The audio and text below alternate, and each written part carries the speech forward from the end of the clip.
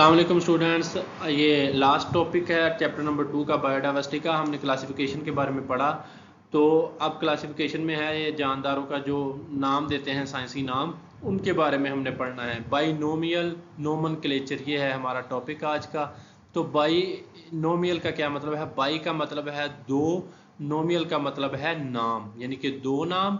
और नोमेनक्लेचर कोई भी एक प्रोसीजर है जिसमें किसी चीज़ को नाम दिया जाता है। यानी कि बाइनोमियल नोमेनक्लेचर फिर क्या हो गया कि जानदारों को हम जो दो नाम देते हैं, जिसमें एक नाम उसका जीनस का है या एक स्पीशीज का है, तो ये जो प्रोसीजर है ये बाइनोमियल नोमेनक्लेचर कहलाता है। The great Swedish biologist Carl Linnaeus was the founder of the system of giving scientific names to organism। यानी कि जानदार को जो साइंसी नाम देने के निज़ाम का जो बानी था वो था कार्ल लीनियस। ठीक है, ये स्वीडन का बायोलॉजिस्ट था। तो इसके हमने पढ़े हैं कि इसने वो, जब हमने हिस्ट्री पढ़ी थी क्लासिफिकेशन की, तो इसमें ये जो 7 थे टैक्सा थे टैक्सोनमी के, किंगडम से लेकर स्पीशीज तक, तो ये उसने ही बनाए थे। The scientific name of an organism consist of 2 parts. अब देखें, एक जो साइंसी नाम है जानदार का वो 2 हिस्सों पर मुश्तमिल होगा, जैसे नाम से ही जाहिर है, बाइनोमियल। ठीक है, तो the first part is the name of the genus. जो पहला नाम होगा वो जीनस का होगा, to which the organism belong, यानी कि जिस जीनस से ऑर्गेनिज्म का ताल्लुक होगा जानदार का, वो उस जीनस का पहला नाम वो उस जीनस का होगा। The second part is the name of the species. तो जो दूसरा नाम का हिस्सा होगा वो स्पीशीज का होगा। The system of scientific naming of organism is termed as binomial nomenclature. ठीक है, तो ये आपने डेफिनेशन करनी है। ये इंपॉर्टेंट लॉन्ग क्वेश्चन है, बोर्ड के लिहाज से ये कई दफ़ा पूछा जाता है। इसकी तारीफ आपने करनी है। जो इसके जो साइंसी नाम हैं, ये जो तमाम के, ये आपको आने चाहिए। ठीक है, इनका एमसीक्यूज में या 1-2 के वैसे नाम पूछ लेता है, शॉर्ट क्वेश्चन में पूछ लेता है। तो ये लॉन्ग प्लस शॉर्ट क्वेश्चन के लिहाज से बड़ा इंपॉर्टेंट है ये टॉपिक, और इसमें से एमसीक्यूज भी आपको आएंगे। ठीक है, तो ये टॉपिक आपने अच्छे तरीके से कर लेना है। आगे इसके जो हम पढ़ेंगे बाइनोमियल नोमेनक्लेचर की सिग्निफिकेंस, जिसे हम अहमियत बोलते हैं, और उसके रूल्स पढ़ेंगे। वो भी अलग अलग से लॉन्ग क्वेश्चन पूछ लेता है या 1-2 पॉइंट शॉर्ट क्वेश्चन के तौर पर पूछ लेता है। तो ये सारा टॉपिक आपने अच्छे से करना है। अब देखें, कॉमन नेम्स हैं, यानी कि जो आम नाम है हमारी ज़ुबान के, और फिर आगे उनके बताए गए हैं साइंटिफिक नेम्स। ठीक है, तो आम नेम और साइंटिफिक नेम हमने ये देखने हैं, ये इंपॉर्टेंट आपने कर लेने। ये ओनियन का साइंसी नाम क्या है? Allium cepa. एलियम सीपा इसका साइंसी नाम है। पोटैटो का साइंसी नाम क्या है? तो जो आलू है उसका साइंसी नाम है सोलेनम ट्यूबरसम। ठीक है ना, सोलेनम ट्यूबरसम, ये इसका साइंसी नाम है। टमाटर का साइंसी नाम क्या है? सोलेनम एस्क्यूलेंटम। ठीक है, सोलेनम एस्क्यूलेंटम, ये इसका साइंसी नाम है। हनी बी का साइंसी नाम क्या है? शहद की मक्खी का, तो इसका साइंसी नाम है एपस सिरेना। ठीक है ना, एपस सिरेना। ठीक है, ये इसका नाम है हनी बी का, जो है शहद की मक्खी। टाइगर का साइंसी नाम क्या है? तो इसका साइंसी नाम है पैंथीरा टाइग्रस।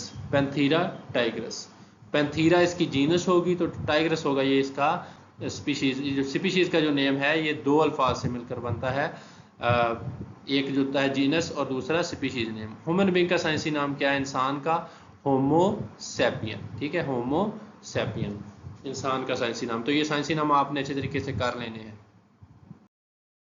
आगे हम देखेंगे कि जो बायोलॉजिस्ट हैं वो इतना जो है वो स्ट्रगल क्यों करते हैं, हर एक स्पीशीज़ को उठा कर अलग से नाम देना और अलग से उसकी क्लासिफिकेशन करनी आसान काम नहीं है। तो ये क्यों किया जाता है? तो ये आता है सिग्निफिकेंस में, सिग्निफिकेंस ऑफ बाइनोमियल नोमेनक्लेचर, यानी कि इसकी जो है वो सिग्निफिकेंस क्या है। तो सबसे पहले है, in binomial nomenclature 2 organisms can not have the same name. यानी कि 2 ऑर्गेनिज्म हैं इस सिस्टम में, उनका दोनों का एक नाम नहीं हो सकता। हर एक का नेम अलग होगा, तो उनको पहचानने में भी आसानी होगी, याद रखने में भी आसानी होगी, उनकी खसूसियात को देखने में भी आसानी होगी, और रिसर्च में भी आसानी होगी। The words of scientific name are taken from Latin language. ठीक है, तो जो साइंटिफिक नेम के अल्फाज हैं वो लातीनी ज़ुबान से लिए जाते हैं। स्पोकन बाय नो कंट्री, यानी कि किसी भी वो मुल्क में नहीं बोली जाती। So that no country is favoured, तो किसी भी जो मुल्क है उसकी वो जानबदारी नहीं होती, किसी मुल्क के फेवर में ये बात नहीं जाती कि उनकी ज़ुबान से अल्फाज लेकर साइंसी नाम दे दिया, ठीक है। The scientific name of an organism is same anywhere in the world. अब दुनिया में चाहे लाखों ज़ुबानें बोली जाती हों, लेकिन जो साइंसी नेम है वो पाकिस्तान में भी एक है, ठीक है। इंसान का साइंसी नाम पाकिस्तान में भी होमोसैपियन है, इंडिया में भी होमोसैपियन है, ठीक है। बर आज़म एशिया में भी होमोसैपियन है, बर आज़म अफ्रीका में भी, बर आज़म यूरोप में भी, ठीक है ना, अमेरिका में भी होमोसैपियन है। तो हर जगह पे जो है जो साइंसी नेम है, साइंटिफिक नेम है, वो सेम रहना है, वो नहीं बदलना, ठीक है। This system provides a standard way of communication. तो ये जो है ये जो सिस्टम है ये एक हमें कम्युनिकेशन के लिए एक स्टैंडर्ड वे प्रोवाइड करता है। Whether the language of a particular biologist is Chinese, Arabic, Spanish और इंग्लिश, यानी कि कोई भी ज़ुबान हो किसी मुल्क की, ठीक है ना। लेकिन जो साइंसी नेम है, साइंटिफिक नाम है, जो साइंसी नेम है वो एक ही रहेगा। होमोसैपियन इंसान का साइंसी नाम है तो वो हर जगह पर एक ही रहना है, चाहे वो चाइनीज़ बोलते हों लोग, चाहे अरेबिक बोलते हों, स्पेनिश या इंग्लिश बोलते हों, ठीक है। तो ये जो निज़ाम है, ठीक है ना, जिसमें हम कम्युनिकेशन करते हैं, कम्युनिकेशन करने में साइंटिस्ट को अब एक हम देखें, अगर पाकिस्तान का साइंटिस्ट है तो वो चाइनीज़ जो है लैंग्वेज वो नहीं समझता होगा, ठीक है। अगर जो चाइनीज़ है वो उर्दू नहीं समझते होंगे, जारी बात है। और जो जापानीज़ है और कोरियन है, कोई भी ज़ुबान है वो दूसरे मुल्कों वाले नहीं समझते साइंसदान। तो लेकिन जब एक ज़ुबान बन जाएगी साइंस की तो जो वो सब साइंटिस्ट समझेंगे, ठीक है। जब वो सब साइंटिस्ट समझेंगे तो उनको आपस में जो है वो तबादला ख्याल करना, चीज़ों को समझने, उनका इल्म हासिल करने और उन पर रिसर्च करने पर एक जैसा ही मौका मिलेगा, ठीक है। तो ये है पहला पॉइंट सिग्निफिकेंस का। अब बाइनोमियल नोमेनक्लेचर की दूसरी सिग्निफिकेंस का दूसरा point, various regions have different names for the same organism. अब कुछ इलाकों में क्या होता है कि एक ही जानदार के कई मुख्तलिफ नाम होते हैं। For example the common name of onion is in Urdu is प्याज। अब देखें पाकिस्तान में भी है, अब एक ही रीजन में क्या, हम पाकिस्तान में रहते हैं, एक मुल्क में रहते हैं, यहाँ पर पश्तो में प्याज को कुछ और कहेंगे, पंजाबी में कुछ और कहेंगे, उर्दू में कुछ और कहेंगे। तो ये क्या है, ये कन्फ्यूजन पैदा करता है चीज़ों के बारे में, ठीक है ना। अब name of onion in Urdu is pyaz but in different region of the Pakistan it is also known as ganda, ठीक है।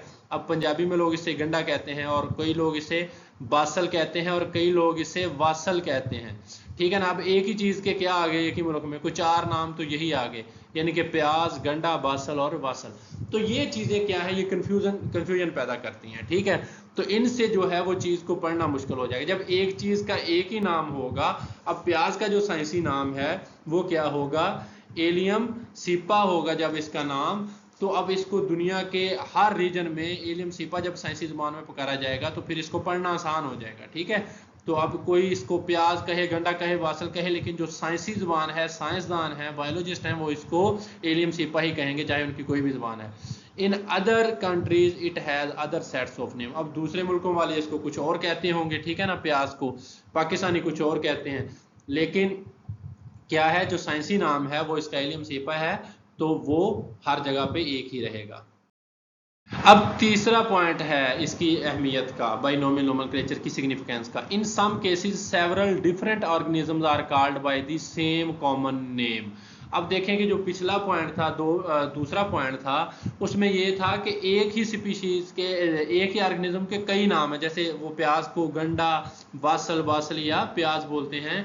तो यहाँ पे है कि जो मुख्तलिफ किस्म के ऑर्गेनिज्म हैं उनका एक ही नाम होता है बाज़। जैसे मिसाल दी गई है ब्लू बेल की, तो ये लफ्ज़ किस लिए इस्तेमाल होता है, used for dozens of plants with bell shaped flower. यानी कि ये ब्लू बेल का जो पौधे का नाम है ये उन तमाम पौधों को दे दिया जाता है, हालांकि वो मुख्तलिफ होते हैं, उनकी स्पीशीज़ मुख्तलिफ होती हैं, लेकिन वो उन तमाम पौधों को दिया जाता है कि जिनमें ना बेल की शक्ल के फ्लावर होते हैं, यानी कि बेल की तरह के फूल होते हैं, ठीक है ना। तो उनको क्या देते हैं नाम जी, ये ब्लू बेल है।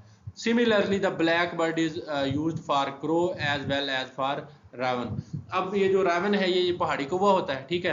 और जो क्रो है वो आपको पता है कि आम कौवा है, लेकिन इन दोनों को लोग क्या कहते हैं, ब्लैक बर्ड है, यानी कि एक ही नाम है, वो मुख्तलिफ स्पीशीज को दे दिया। अब ब्लू बेल था, वो तमाम पौधे जिनकी शक्ल, जिनके जो फूल थे वो बेल की तरह के थे, उनको वो नाम दे दिया। तो ये भी क्या है चीज़, कन्फ्यूजन पैदा करती है। तो इस चीज़ को भी ख़त्म करने के लिए जो साइंसी नाम हैं वो रखे जाते हैं। एक ही साइंसी नाम होगा तो ये सारा झगड़ा ख़त्म।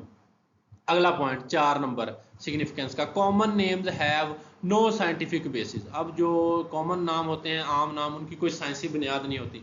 किसी बुजुर्ग ने कह दिया ये कहाँ है तो बस कहाँ है, किसी ने कह दिया ये गंडा है इसको गंडा बोलना है, इसको प्याज है प्याज बोलना है, ठीक है ना। तो हर एक ने अपने पास से नाम बनाए होते हैं, ठीक है। लेकिन जो साइंसी नाम है उनकी बाकायदा बुनियाद होती है, ठीक है। For example, a fish is a vertebrate animal with a backbone, fins and gills. अब ये जो मछली है एक वर्टिब्रेट जानवर है, रीढ़ की हड्डी होती है इसमें, ठीक है ना, फिन्स होते हैं और गिल्स वगैरह पाए जाते हैं, गिलिफड़े, ठीक है। अब ये है फिश की एक मुकम्मल तारीफ कि फिश क्या होती है। But several common names of silver fish, crayfish, jellyfish and starfish do not fit to the true definition of fish। लेकिन बहुत सारी ऐसी चीज़ों को भी फिश कह दिया जाता है जो असल में फिश होती नहीं है। यानी मिसाल के तौर पर उनमें ना गलिफड़े होते हैं, ना कोई फिन्स होते हैं, ना बैकबोन होती है, ठीक है ना, इनके मछली वाली कोई खसूसियत है ही नहीं, लोगों ने फिर भी उनको क्या कह दिया कि फिश कह दिया। अब देखें ये जो सिल्वर फिश है इसका ताल्लुक मछली से है ही नहीं दूर दूर तक, ये कीड़े मकोड़ों से ताल्लुक है इसका, ठीक है ना। ये क्रस्टेशियन है, क्रे फिश है, ये जेली फिश है, ये और चीज़ है। स्टार फिश है, इसका ताल्लुक वो इकाइनोडर्म से है, ये जो क्लासिफिकेशन है। तो मतलब कि इनमें फिश की कोई खसूसियत पाई ही नहीं जाती, ठीक है ना इनमें फिन्स है, ना गिल्स है, ना बैकबोन है, लेकिन लोगों ने इनको क्या नाम दिए हुए हैं जी कि ये क्या है, ये फिश हैं। तो ये चीज़ है, इस कंफ्यूजन को ख़त्म करने के लिए भी जो बाइनोमियल नोमेनक्लेचर है वो ज़रूरी हो गया, ठीक है। यानी कि इन चीज़ों को हम एक साइंटिफिक बुनियाद पर नाम देंगे तो फिर क्या है उसका जो है वो कॉमन नेम से डिफरेंट हो जाएगा और वो पूरी दुनिया की ज़ुबान में, साइंसी ज़ुबान में एक ही हो जाएगा। आगे हैं जी रूल्स ऑफ बाइनोमियल नोमेनक्लेचर, यानी कि इसके असूल क्या हैं। तो ये अलग से एक लॉन्ग क्वेश्चन है कि इसकी डेफिनेशन लिखें, define binomial nomenclature and right rules of binomial nomenclature, यानी कि इसके रूल्स लिखें। तो ये लॉन्ग भी है और शॉर्ट में अलग से भी पूछ लिया जाता है कि एक दो इसके आप असूल लिखें, तो इसको आपने अच्छे तरीके से करना है। The scientific naming of an organism is done in accordance with some international rules, यानी कि जो बैनुल अक़वामी असूलों के तहत है ये नाम हम रखेंगे। तो उसके जो इम्पोर्टेंट रूल्स हैं वो बयान किए गए हैं। सबसे पहला रूल है for scientific naming words are taken from Latin language, यानी कि साइंटिफिक नेम नाम देने के लिए जो अल्फाज हैं वो लातीनी ज़ुबान से लिए जाएंगे, क्योंकि वो किसी भी मुल्क में नहीं बोली जाती, तो वो ख़त्म हो चुकी है तकरीबन दुनिया से, तो उस ज़ुबान से लिए जाएंगे। तो किसी को एतराज़ नहीं होगा कि दूसरे की ज़ुबान से क्यों लिए हैं आपने अल्फाज, हमारी ज़ुबान से क्यों नहीं लिए। तो ये पहला असूल है। दूसरा असूल, every scientific name has two parts. अब देखें हर जो साइंसी नाम है उसके दो हिस्से होंगे। तो बाइनोमियल का यही मतलब है, बाई का मतलब दो, नोमियल का मतलब नाम, तो दो नाम होंगे। The genus name always comes first, जो सबसे पहला नाम होगा वो जीनस का होगा, वो पहले आएगा, और followed by the species name, जो स्पीशीज का नाम है वो बाद में आएगा। तीसरा रूल, every scientific name should have to be unique, हर साइंसी नाम को यूनिक होना चाहिए, मुनफरिद होना चाहिए, उस जैसा दूसरा कोई साइंसी नाम ना रखा गया हो पहले, ठीक है। क्योंकि because the same name can not be used for naming two different organism, क्योंकि दो मुख्तलिफ जानदारों को एक जैसा नाम हम नहीं दे सकते। ये है तीसरा रूल। चौथा rule, the first part of the name, for example पहला नाम कौन सा होगा, जीनस का, name should be begin with a capital letter, यानी कि जो जीनस का जो नाम होगा वो बड़े हरूफ तहजी से, कैपिटल लेटर से आपने शुरू करना है। जो पहला उसका जो लेटर है वो बड़ा लिखना है, जैसे होमोसेपियन है और होमो का जो एच है वो आपने बड़ा लिखना है। The second part of name, जो सेकंड पार्ट होगा वो आपको पता है स्पीशीज का पार्ट होगा, तो उसका जो है वो अल्फाज हैं, उनका जो अल्फाज हैं वो छोटे ही रहने चाहिए, स्मॉल लेटर्स में रहना चाहिए। अच्छा, पांचवा rule, at the time of printing a scientific name it should B typed in italics. जब आप प्रिंट करेंगे ना, कंप्यूटर पे काम करेंगे साइंटिफिक नाम लिखने का, तो आप उसको इटैलिक करेंगे, ठीक है, इटैलिक करेंगे।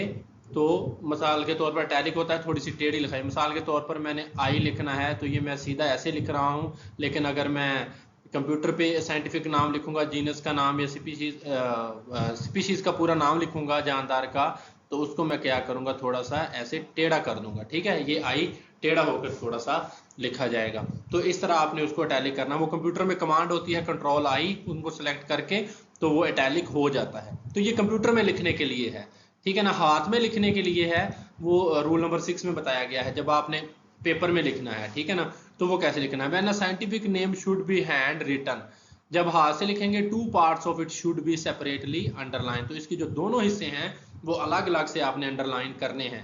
अब देखें, अगर मैं एक नाम लिखता हूं तो उसको हम देखते हैं कि ये 6 असूलों पे पूरा उतरता है कि नहीं। अब देखें, मैं इंसान का साइंसी नाम लिख रहा हूं, होमो सैपियन, ठीक है, होमो सैपियंस, ठीक है, होमो सैपियंस, होमो सैपियंस, ये ऐसे लिखा गया यहाँ पे। अच्छा, होमो सैपियंस। अब देखें, जो पहला रूल है कि लेटन लैंग्वेज से लिए जाने चाहिए, तो ये अल्फाज लेटन लैंग्वेज से ही लिए गए हैं। दूसरा rule, every scientific name has two parts, इसके दो हिस्से होने चाहिए। पहला हिस्सा जीनस का होना चाहिए, वो पहले आना चाहिए, ठीक है, ये जीनस का नाम है, ये पहले आया है, ठीक है, ये स्पीशीज का नाम है, ये बाद में आया, तो दो हिस्से भी हैं। तीसरा रूल है कि इसको यूनिक होना चाहिए, मुनफरद होना चाहिए, ठीक है, ये मुनफरद है, होमो सैपियन दुनिया में और किसी जानदार का नाम नहीं है, सिर्फ इंसान का नाम है। चौथा रूल है, the first part of name genus name should began with capital letter, ठीक है, ये जो जीनस का नाम है ये हमने कैपिटल लेटर से ही स्टार्ट किया है, बड़े हरूफ तहजी से। होमो का मैंने एच बड़ा लिखा है, ठीक है। और जो है स्पीशीज का नेम, ये should begin with small letter, तो इस स्मॉल लेटर से शुरू होना चाहिए, तो ठीक है, सैपियन का जो एस लिखा है मैंने छोटा ही लिखा है। पांचवा rule, at the time of printing of a scientific name it should B typed in italics. अब ये कंप्यूटर पे लिखने के लिए हम लिख रहे हैं, पेपर पे हाथ से लिख रहे हैं, ठीक है, तो कंप्यूटर पे लिखने के लिए पांचवा रूल यहाँ पे इस वक्त अप्लाई नहीं होता। तो छठा रूल पढ़ते हैं, when a scientific name should be hand written, two parts of it should be separately underline. जब आप इसको हाथ से लिखेंगे तो इसके जो दोनों हिस्से हैं जीनस और स्पीशीज का, उनको हम करेंगे अलग अलग से अंडरलाइन। अलग अलग से अंडरलाइन करना है, एक ही दफा अंडरलाइन अगर आप कर देंगे तो आपका नाम गलत है, आपको कोई नंबर नहीं मिलने, नाम भी गलत हो जाएगा, ठीक है। तो इन तमाम असूलों को मद्देनजर रखकर आपने साइंसी नाम लिखना है। इसको छोटा नहीं लिख देना, होमो के एच को, और सेपियन को बड़ा नहीं लिख देना, ठीक है। तो इनको अलग अलग अंडरलाइन भी आपने करना है, इनके नीचे लाइन भी लगानी है। तो ये था बाइनोमियल नोमेनक्लेचर, जानदारों को साइंसी नाम देने का तरीका और सिस्टम।